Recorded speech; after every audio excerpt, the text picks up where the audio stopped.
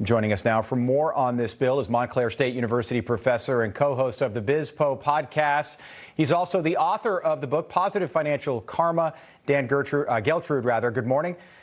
Nice to have you on again. Morning. Good to see you. Good to see you. Dan, so Monday morning, here we are. If somebody's just waking up, just turning on Wake Up America, and they're just hearing about this bill for the first time, what do they need to know? What's the most important thing about this bill that the American people need to be made aware of?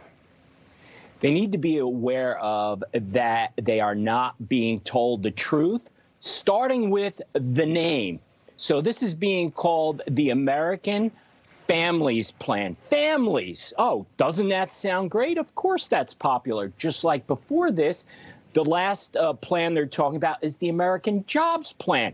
Those words make you feel good, but really these are spend us into oblivion plans. That's the truth. Here's what we're being told. We're going to be able to have a bunch of free stuff like free community college and universal pre-K, child care support, paid leave, all these things. The question we need to ask here, Rob, is who is paying for this? Well, Who else but the rich? Wait a minute. Aren't the rich paying for the jobs plan and infrastructure? And COVID relief? We'll just make them pay more.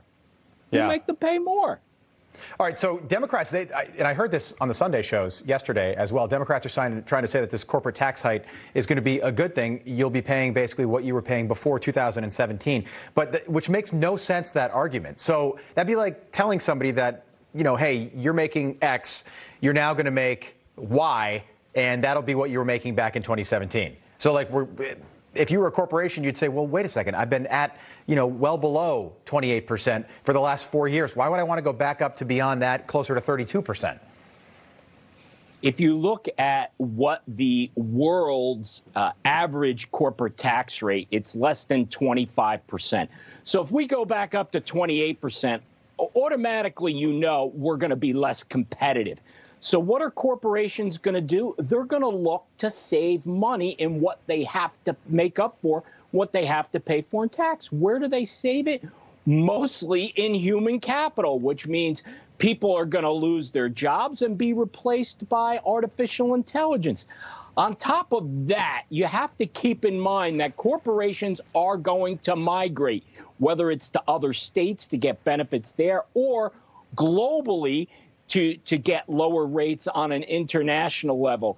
Either way, the little guy, so to speak, is going to bear the brunt, but nobody wants to say that. Again, big bad corporations, let them pay their fair share. It just doesn't work that way, Rob. Dan, we've got about 30 seconds left. I want to talk about unemployment, if I could. A lot of people are not going to work because in some cases they're making more money sitting at home on the couch playing video games. How do we incentivize them to get out there and rejoin the workforce? Very simple. You got to start reducing and ultimately ending these benefits. If people are able to go to work, Rob, they should get back to work. It's not fair. The government is getting involved in competing against small businesses in particular for employee talent. It's forcing small businesses to have to offer signing bonuses and higher wages.